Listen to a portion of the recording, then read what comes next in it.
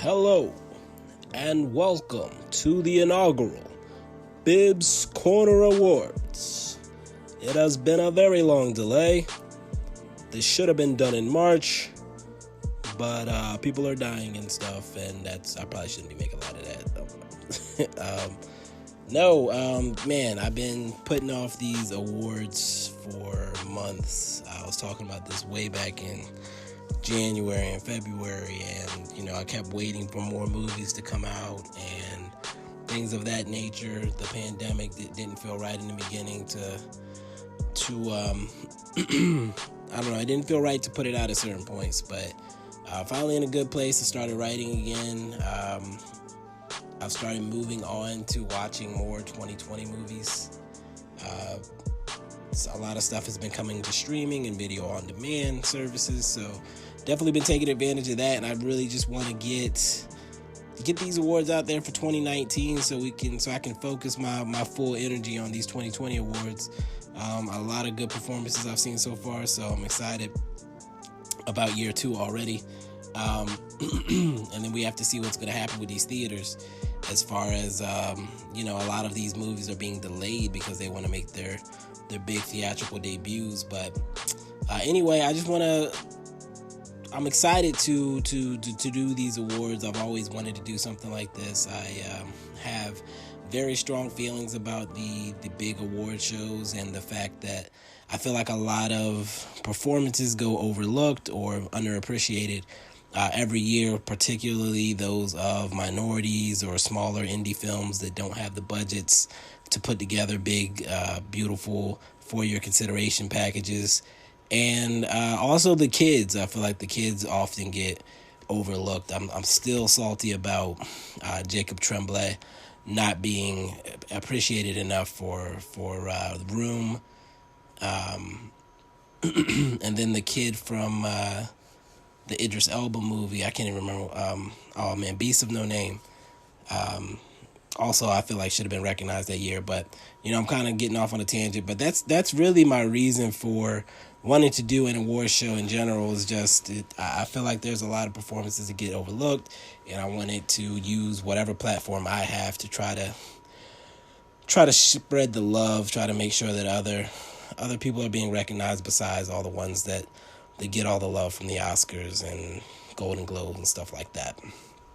So when I set out to do it, I know I had biases going in, or I knew I had biases going in. So in order to try to keep this from being just me patting my favorite people on the back every year, I decided to put together a panel of people I respect who I talk movies with often to help me decide who the winners should be. I put together a short list initially, then I narrowed it down to 5 nominees per category.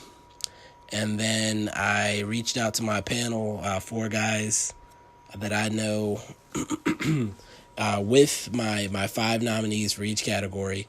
And I told them when they put their votes in to give me their top 3 and that they could add someone that I had not included in my nominees. So that way, if I excluded someone who they felt deserved to be recognized, they could, put their 2 cents in as well.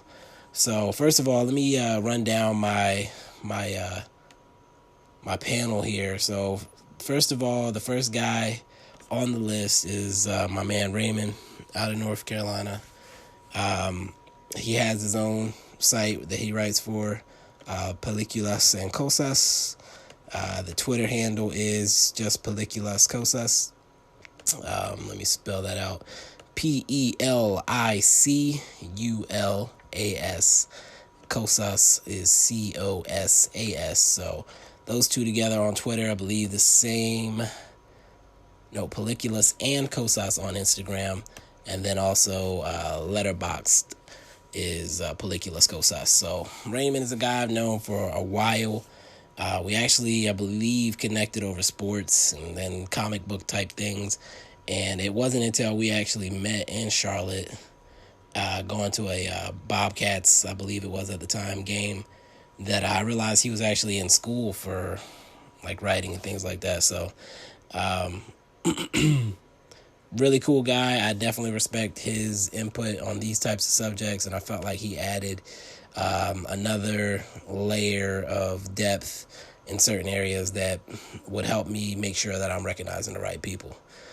Moving on, I have Tyler Lennon from the Lennon Closet Podcast. You can go to his website, LennonClosetPodcast.com. And it's Lennon, Lennon. You can also find the podcast on Twitter, iTunes and Spotify. And his Twitter account is just Tyler_Lennon. He's a writer out of Texas as well. Big time movie guy. Probably the only guy on this list that I met specifically talking about movies often. And he's one of the guys that will often DM me and ask me questions about different movies, stuff like that, and I'll do the same with him. And again, another guy that I respect majorly in that regard. Moving on, my man Cory. We actually go back pretty far, back to 2009, 10, 11-ish. We actually came into contact through music back when I was doing that as a hobby, and kind of connected almost. He's one of the guys I text with from time to time about real life stuff, and another guy that I respect on his opinion on pretty much anything really, but definitely on the movie tip. A guy that I knew I could reach out to and can get some good feedback and opinions. Cory actually is going to contribute to this award show. He's recorded some responses to some of the winners that were people that he had chosen to win these categories. So I'm glad that I'll be able to have that second voice on the podcast. I believe for the first time, really. If I think about it, I'm not even 100% sure, but I'm pretty sure he's the first real guest that I'm going to have on. So in any capacity. So definitely excited about that. His Twitter is Cory, Cory, in the source. You can follow him there, or his Instagram, which is actually his dog's Instagram, Roycie, Roycie, DAK9. So if you're into dog Instagrams, go ahead and hit that up. Let's see here. And then finally, last but definitely not least, my man Mike Kirkling. Met randomly. He was actually roommates with a guy I went to high school with in college, and joined my fantasy football league when we needed a fill-in. I want to say freshman year of college, so that had to be like 2007. And we've kind of stayed in touch. We've met, hung out several times. We ran a label together very briefly. We've traveled to Charlotte together. We talk about real life stuff too. And recently I even attended his wedding this past year before the pandemic decided to hit.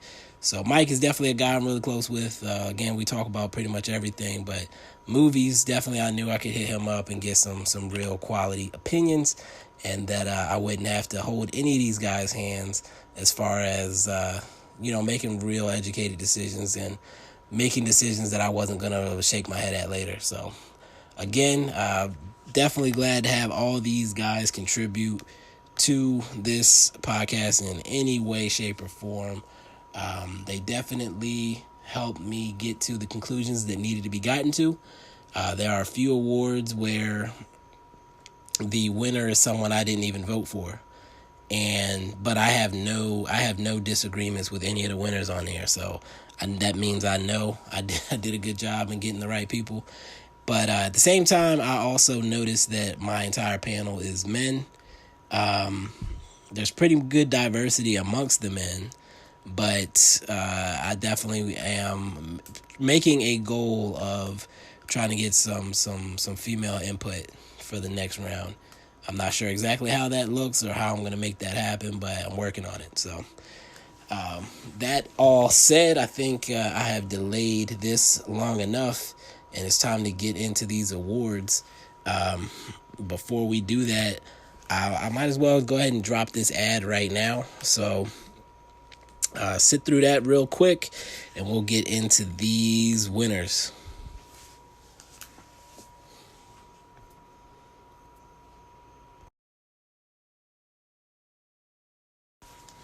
Okay, so without further ado, it is time to get into these winners, and I am not going to waste a ton of time. The first category up to be announced is Best Music. So most of the awards I have are pretty straightforward things like actor, actress, etc., so forth. Best Music is really the only technical thing that I kind of included. And it's because for me, music is important. Obviously, I mentioned earlier in the intros that I ran a label with Mike Kirkland at one point.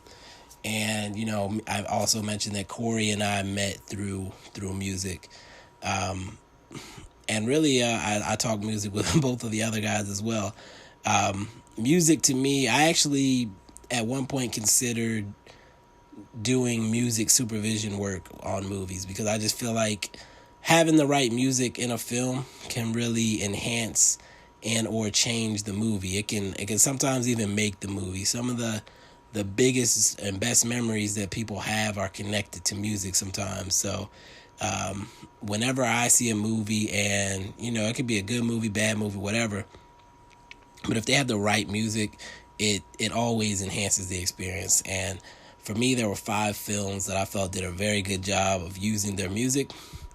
And those 5 films that I had as my nominees were Queen and Slim, Beats, which was a Netflix movie featuring Anthony Anderson, Motherless Brooklyn, Yesterday, which was, you know, the movie where the Beatles didn't exist, and the final movie was Black and Blue, actually.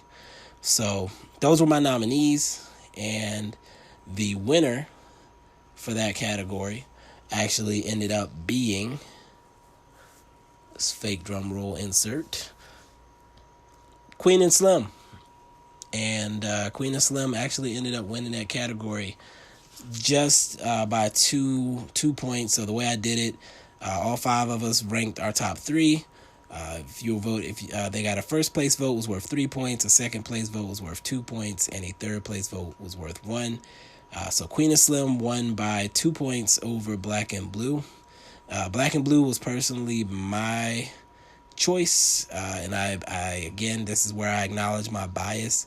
They had several songs by one of my favorite rappers, 3D Nati, and obviously that's going to kind of enhance that musical experience for me. But Queen and Slim, I definitely feel like earned that award. But since that wasn't my pick and it was Cory's pick, I'm going to let him kind of cover why it deserved that win.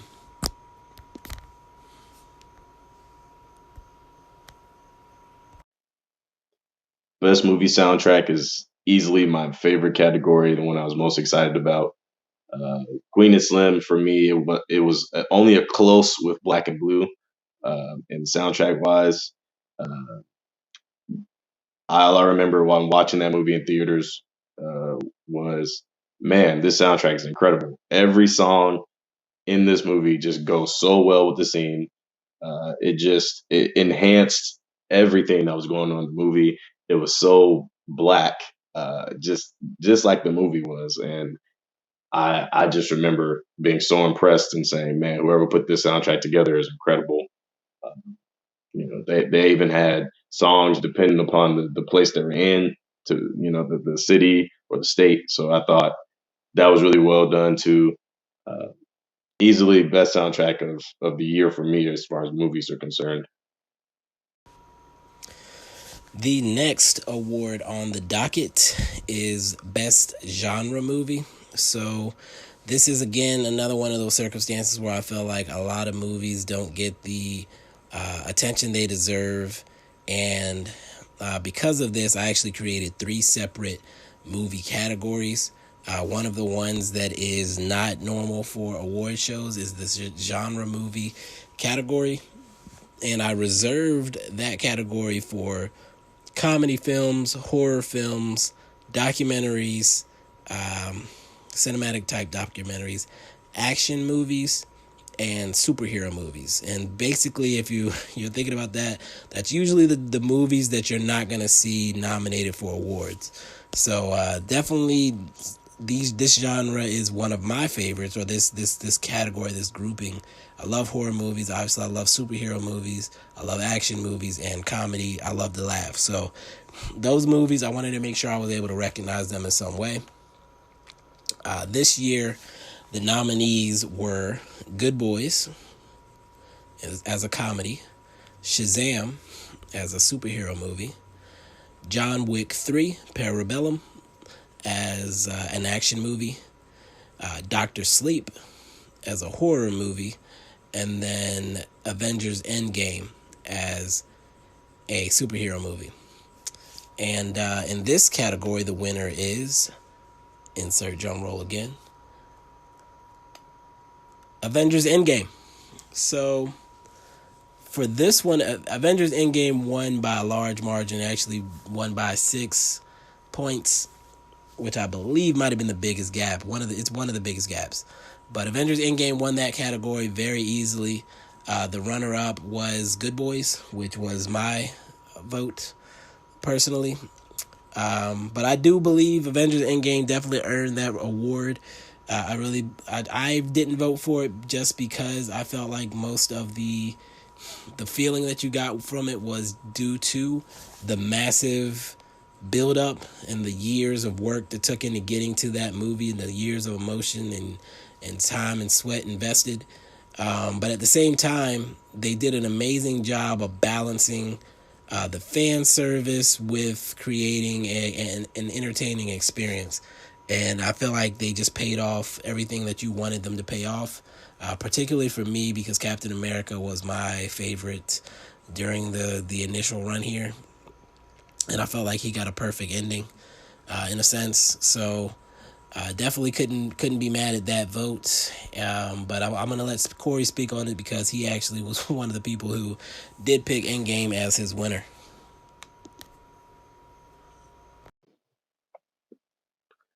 You know, even though there were some strong contenders in the category, Doctor Sleep was a solid movie. Good Boys was hilarious all the way through. John Wick 3 was nothing but action packed fighting the entire movie almost. And Shazam is easily DC's best movie to date. But let's be honest. Avengers Endgame, there is nothing that was going to be better than this movie for the year. I'm sorry, but it was highly anticipated. We knew what we were going to get. We knew that it was going to be a wild ride and 3 hours worth of a ride. And almost every single moment, you were just enthralled in the movie itself and the visuals, the dialogue, everything. So to me, it's no surprise that this was the best movie genre for the year, or genre movie, I should say. All right, so moving on, the next category up is Best Fictional Movie. So this usually is going to be the main category probably every year. I have a third category, which is going to be Best Movie Based on a True Story. So basically, I'm just separating those two categories to kind of, again, give us the opportunity to highlight more films that are deserving of recognition. And so in the Best Fictional Movie category, the nominees were Knives Out, Loose, Jojo Rabbit, Parasite, and Uncut Gems. And your winner in that category was Parasite. And I know none of you are going to be surprised by that because it's the movie that won the Oscar. And even though I want to have my awards be somewhat different, I am definitely not mad at that decision. Parasite is a very deserving movie. I thought it was great myself.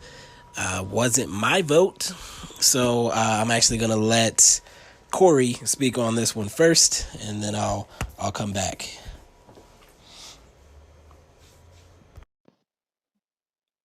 Best fictional movie of the year: Jojo Rabbit, Knives Out, Loose, Parasite, Uncut Gems. Another tough category. Loved Uncut Gems, loved Parasite, loved Loose and Knives Out. Couldn't really get into Jojo Rabbit, but Parasite just was one of the best movies of the year for me. The cast, the acting, the even though it's fictional, it felt like it was real. Like they knew me personally. Like that we just we're living in a society where things aren't great for everyone and things could be so much better and the greed overtakes a lot of things. So this movie really just really hit home and really was just socially there. So to me, easily the best movie I saw last year. So just piggybacking on what Cory was saying, um, Parasite, even though it was a fictional movie, just hit on a lot of societal things. And, actually for me, there were three movies in this category that did that. It was Parasite, Loose, and Knives Out. So for me, I loved Loose, and I know many people probably haven't seen that film. It's a very small film. I love Loose. It spoke to me on a different level. But Parasite was just universally relatable, I believe, just because it just showed the contrast between the elite and, the common man, the man at the bottom. And, I thought that it did a great job of changing. So it starts out, it's kind of a comedy. It's fun at first. You're laughing and things are funny. But then it gets serious. It takes a very dark turn, and it's kind of depressing, sort of, when in the middle. And then at the end, it kind of turns into a horror movie. It gets dark. It gets bloody. It gets scary. So again, it was a complete story. It did everything. It gave you all the emotions. I chose Knives Out because it was the most fun I had in a theater last year. I went in expecting it to be predictable and boring, but ended up having a great time. But you know what? This Parasite's win. I'm going to not talk about another movie during that. So congratulations to Parasite. Well deserving. And I'm going to move on to the next. Okay, so the last movie category is the best movie based on a true story. And in this category, I only have 4 nominees, actually. Those nominees are Brian Banks, Dolomite Is My Name, Hustlers, and The Last Black Man in San Francisco. And the winner is The Last Black Man in San Francisco by 2 over Dolomite Is My Name. And this was the outcome I wanted for this category. First of all 4 movies are very, very deserving. If you have not seen them, definitely do. Brian Banks was a difficult movie to do, I'm sure, because it deals with a false accusation of rape and how it negatively affected a young man's life.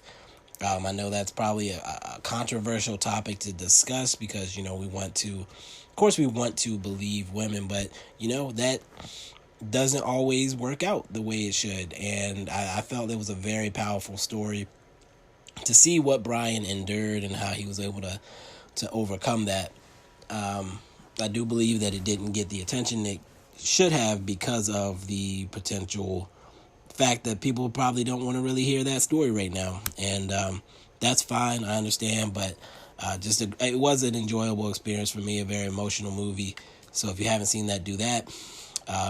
Hustlers was, in my opinion, amazing. Did a great job of really making the most of that story. I thought Jennifer Lopez was great, and really, I felt like Hustlers gave me the vibes that I thought Widows was going to. So if you haven't seen that, definitely give it a chance. It's not just a stripper movie for sure. And then, of course, Dolomite Is My Name. Just a black biography of a man who our generation, the millennial generation, may or may not even know. And Rudy Ray Moore, the portrayal by Eddie Murphy was amazing. I thought Divine was amazing. And just it was an experience, and I always love learning something. So I felt like I got to learn something with that movie, and also see some great performances. And then finally, The Last Black Man in San Francisco.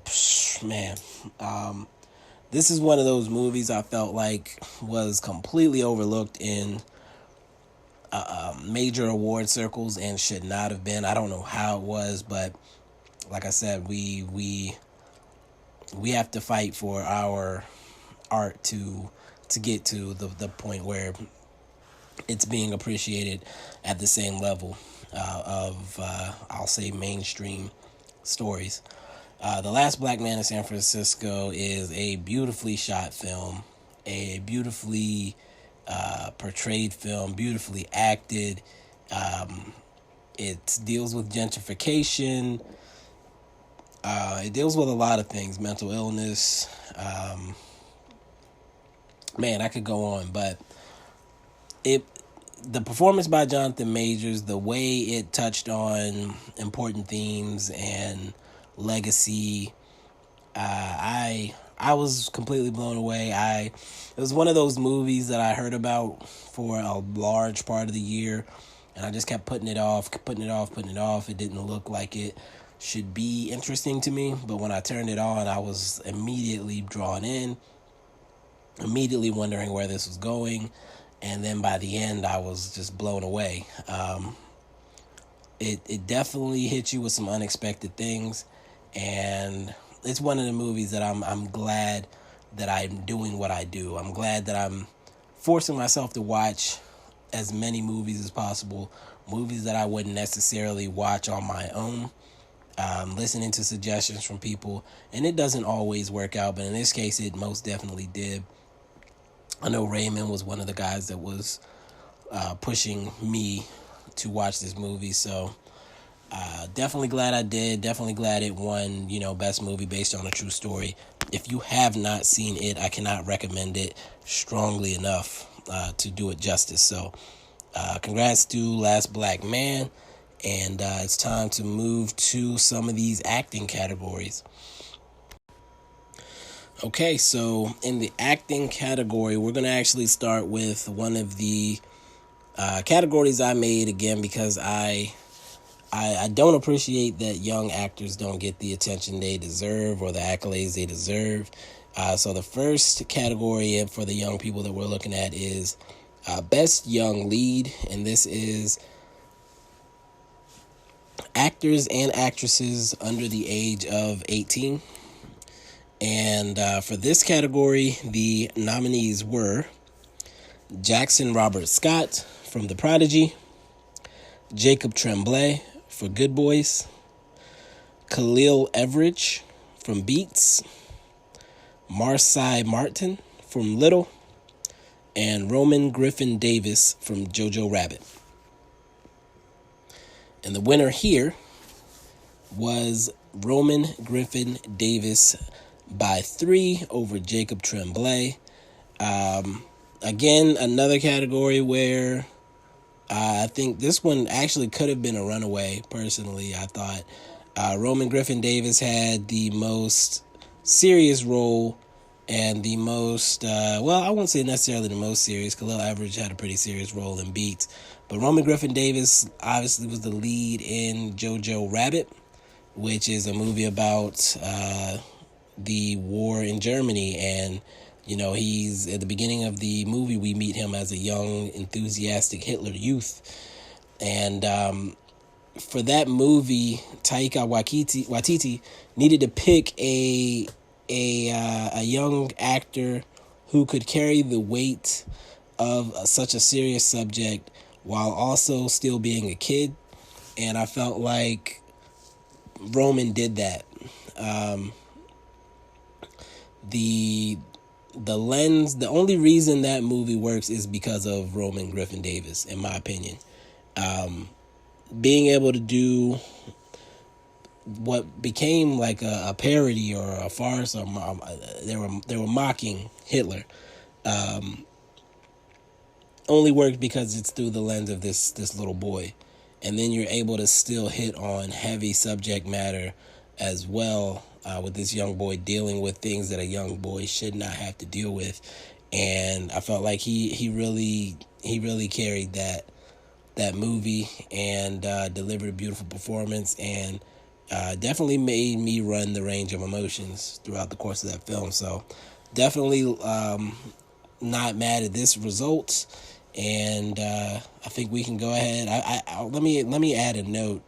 I did pick Marsai Martin second for her role in Little. I think she has a bright future, and I'm looking forward to what she has coming next. All the young actors and actresses in this category are definitely going places, and I'm excited to see what they do next. Okay, so moving on to Best Young Supporting Actor. And this was an interesting category. It ended up being pretty close, I'll say. The nominees in this particular category, let me pull those up real quick so I don't mess a name.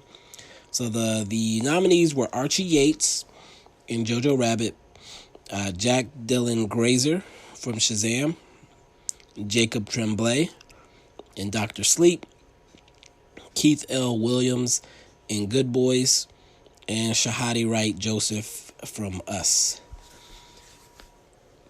And I'm actually going to let Cory kick this one off. So I'm going to drop Cory here, and then I'll come back in on the back end. Keith L. Williams and Jacob Tremblay both did amazing jobs in Good Boys. Jacob Tremblay also did a really good performance in Doctor Sleep. But for me, Jack Dylan Grazer takes the cake. Without him, Shazam might have fallen flat in a few different ways. But overall, I think that movie is the best DC movie to date. And his role in that movie, without him being the support he was, being hilarious and overall just charismatic, he made that movie really what it was. So to me, I thought his performance was amazing, and not only that, he was two of the biggest movies of the year when It 2 and Shazam. So to me, it was a no brainer. Had to go with Grazer on this one. So as you have it there, Jack Dylan Grazer is the winner of the Best Young Supporting Actor. He won by 2 over Archie Yates and Keith L. Williams. I actually did vote for Archie Yates first. He played the funny sidekick to Roman Griffin Davis in Jojo Rabbit. I just thought he was hilarious and adorable. I couldn't get past it. And this was actually a category where I voted for someone who wasn't a nominee as well, and I do want to make sure I shout him out, and that was Noah Jupe, who played young Shia LaBeouf in Honey Boy. And if you have not seen Honey Boy, definitely worth a watch. It was one of those movies that I watched after I made my short list and after I may put my nominees in, or else I would have gotten Shia a nomination probably under the Best Storytelling Award, which we haven't gotten to yet. But yes, Noah Jupe definitely deserves some recognition for his role in Honey Boy, so I just want to make sure I mention that on the pod. But Jack Dylan Grazer was also my third choice for this award, and I am definitely not mad that he won. He definitely is, after listening to Cory's explanation, I can agree that he definitely was a big part of why Shazam worked and why it was funny. His role kind of reminds me of Lil Rel from Get Out, where he's kind of the guy that you can connect and relate to in the movie, even though he's a character in the movie as well. He's kind of giving you all the reactions that you would expect from someone who is not the kid that's turning into a superhero. and without him there, you don't have the same movie. So definitely appreciated him and his performance. Definitely looking forward to the sequel as well. But let's move on. Okay, so now that we've gotten the young actor and actresses out of the way, we can move on to the big boy and big girl awards. The first one we want to do here is actually one that was a very close finish. It was actually a 1 point victory for our winner. But first, I want to give you the nominees. The nominees for Best Supporting Female were Divine Joy Randolph from Dolomite Is My Name, Jennifer Lopez in Hustlers, Lupita Nyong'o in Us, and real quick clarification, Lupita was eligible to be nominated in supporting and lead for Us. I put supporting character as Red and the lead as Adelaide. So keep that in mind as we go forward. So in this category, she was nominated for her portrayal of Red in Us. Moving forward, Octavia Spencer nominated for Luce, and then Rebecca Ferguson from Dr. Sleep. And for this one, I'm going to give you the results, and then I'm going to let Cory speak. So the winner of this category for Best Supporting was actually Lupita Nyong'o as Red. She won by 1 point over J-Lo. My ballot was Rebecca Ferguson, Jennifer Lopez, Lupita. Lupita ended up winning. I definitely am not upset with that. I did think Rebecca Ferguson deserved some recognition for the way she carried Dr. Sleep, in my opinion. She was amazing as the villain. Really, really made that work for me. But definitely Lupita also was amazing in Us. And man, I'm gonna shut up. I'm gonna drop Cory in here, let him speak about Lupita's performance. To me, Lupita for best female lead was a no-brainer. Her what she did in Us was incredible, in my opinion. I think it's hard not only to play your character extremely well, but also play the anti version of yourself extremely well, and both characters be completely different. One being more creepy and takes voice inflection, while the other is more of a down to earth, still traumatized individual. So to me, I think she deserves a lot of credit and a lot of love for being able to play such a role, and two roles really in one, and masterfully pulling it off. What makes Lupita's performance even more impressive is that she also could have been nominated for Best Leading Actress as well as the Best Support. So incredible. So in Cory's message, you might notice that he initially said that Lupita won Best Lead. That was a mistake. She did win Best Supporting here, and that's what he was referring to in that message. He did add the second message as well, where he does clarify. But I just wanted to make sure that was clear in case anybody was confused. So yes, Lupita, amazing job in the movie Us. In my opinion, she kind of was the movie Us. I did think the kids did a great job as well. That's why Shahadi got her nomination for Best Young Supporting Actress. But definitely, again, congrats to Lupita. Jennifer Lopez, she got the real accolades, but I'm glad Lupita was able to carry it on the Bibbs Corner Awards. Okay, so moving forward from the Best Supporting Actress to the Best Supporting Male category, we have a group of individuals here that is quite interesting because I have a young person under the age of 18 nominated for Best Young Supporting Male or Best Supporting Male, but it is not one of the three people I voted for Best Young Supporting. So that just kind of goes to show you how my mind kind of changed over time with how long it's been since I made these nominee lists versus me actually sitting down to make my decisions. kind of contradictory. This person probably should have won that award, or at least gotten my first place vote. So I'll take that L on that point. But without further ado, let me give you these nominees. So the nominees for Best Supporting Male were, and I do want to make sure I get the movies correct. So let me make sure I pull that list up. Sorry for being unprofessional here. Let's see, there it is. All right, so Best Supporting Male, the nominees were Bill Hader in It Chapter 2, Jonathan Majors in The Last Black Man in San Francisco, Kang Ho Song in Parasite, Keith L. Williams from Good Boys, and that's the under 18 individual that I mentioned, and then Kevin Hart from Jumanji Next Level. So again, a interesting category. I have two people that were in comedy, or two people from comedies, one that was in like a horror / comedy, and then the two serious from Parasite and The Last Black Man in San Francisco. And the winner in this category was actually between those two that were from the serious movies. It was a 1-point victory for Jonathan Majors. So Jonathan Majors from The Last Black Man in San Francisco edged out Kang Ho Song by 1 vote, or 1 point from the voting.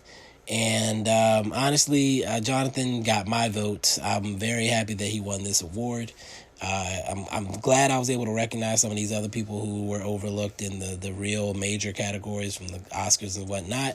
But Jonathan Majors, man, he really, really, really got onto my radar with his performance in The Last Black Man in San Francisco. There's one particular scene that stands out near the end of the movie, and if you've watched it, you know exactly what I'm talking about. If you have not, you are not prepared for what he does in this movie. But Jonathan Majors just really, he really staked his claim as a young, or an actor that's on the come up, and I'm glad to see him getting more roles now. I believe he's in the new show that's coming out now, I believe Lovecraft Country, and he was in Spike Lee's new movie on Netflix, The Five Bloods, as well. So again, just a guy who I now am excited to see whenever he's on screen. So congrats to him on winning Best Supporting Male. And congrats to all the nominees for being recognized in that category. But I think we can move very forward and just jump straight to the Best Male Lead. And this category has some heavy hitters, but also has some people that I felt like were overlooked by the major award shows. So I'm just going to kind of jump straight into it. No gap, no space. The Best Male Lead nominees were Joaquin Phoenix for Joker, Kelvin Harrison Jr. for Loose, Eddie Murphy for Dolomite Is My Name, Aldous Hodge for Brian Banks, and Adam Sandler for Uncut Gems. And this category actually became very interesting. At one point, there was a 4-way tie in this category. We were able to break that tie, though, and the winner actually ended up winning by 2 points.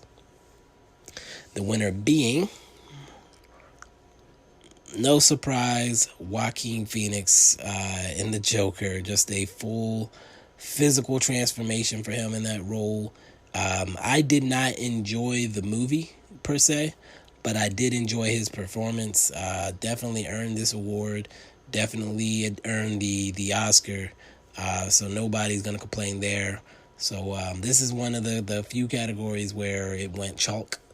And the two who finished, it actually ended up being a 2-way tie for second. And those two ended up being Adam Sandler and Kelvin Harrison Jr.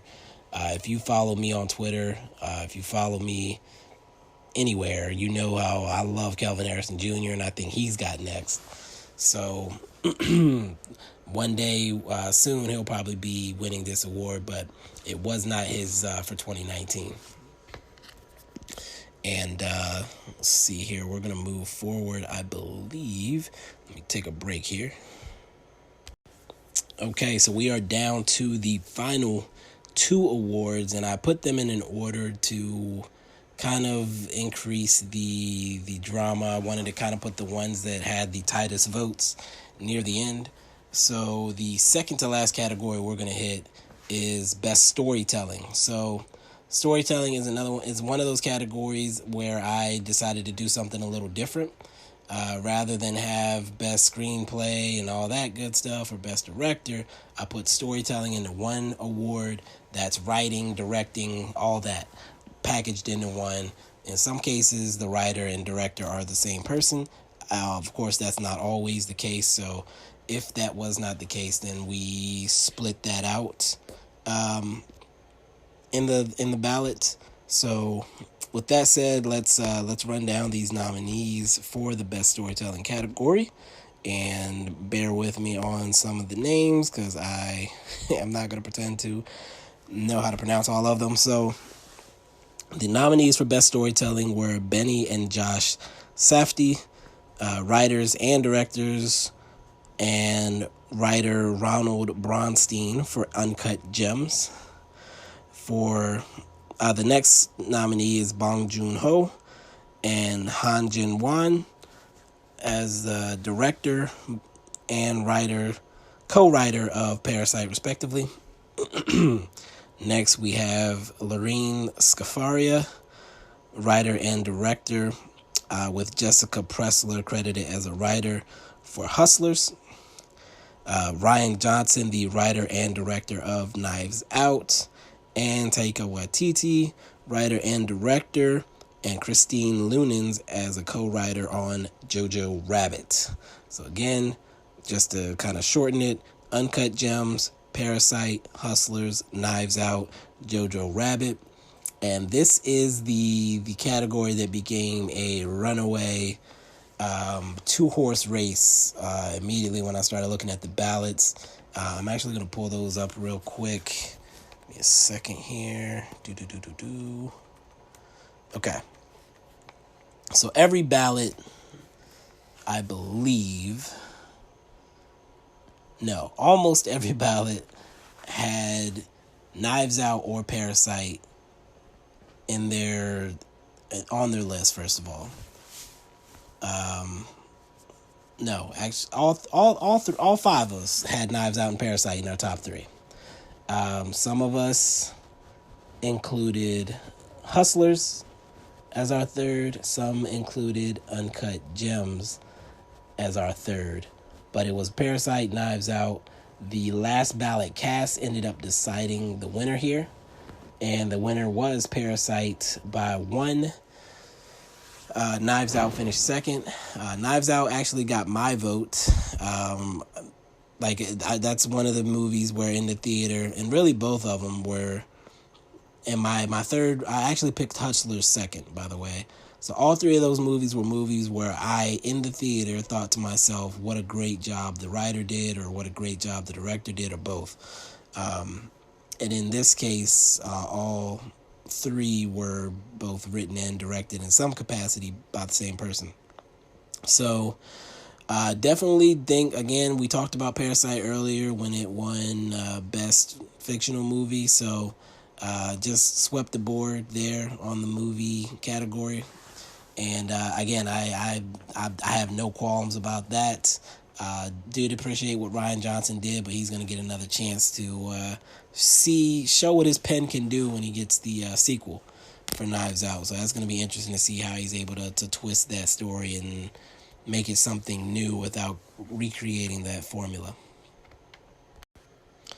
And finally, and this is by far my longest podcast that I've done so far, but finally we are down to our last category, one of my favorite categories, and one that had the most interesting finish. So first, let's run through these nominees. And again, there are a lot of ladies. This entire list, besides one person, were overlooked for the major awards. So I'm, again, glad that I was able to do this so I could talk about the people I felt like had great performances and did not get the recognition they deserved.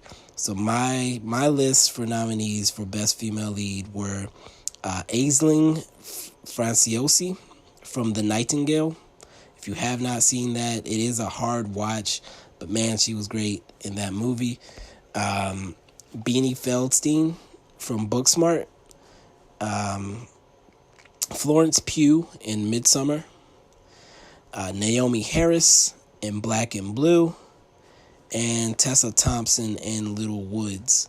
So, again, a lot of those movies, Booksmart got recognition when it came out, sort of. People talked about how it wasn't getting enough recognition, but I felt like it had pretty good buzz and support. Obviously, Midsummer was huge. But Black and Blue, Little Woods, The Nightingale, I don't think got as much attention as they should have. I can't say that I loved Little Woods or would necessarily recommend it, but Tessa Thompson's performance in that movie was amazing. Naomi Harris in Black and Blue made that such an amazing experience. Like, there are points where she just emoted in ways that made her feel human, like she wasn't acting, like she didn't just magically become Rambo in that movie, like a lot of these movies where things go wrong and a cop or a person is on their own trying to survive. So I definitely appreciated her performance. And Aisling Franciosi in The Nightingale, again, she endures everything you can imagine a woman enduring in the beginning of that movie, and then to just watch her character development over the course of the film was a ride, I'll say that. And again, I thought she did an amazing job there. But the winner for this category was decided by 1 point, and the winner was Florence Pugh for Midsummer. So I do believe that the things that I just mentioned were factors here. If I look at the ballots, I believe, yes, I was the only one that did not have Florence Pugh in my top 3. Actually, I'm the only one that didn't have her in my top 2. And she still only ended up winning by 1 point. So that just kind of tells you how tight this race was. Interestingly, and one person did not vote on this category. Interestingly, she only got 1 first place vote. There was someone else who got 2 first place votes out of 4, and that person finished second.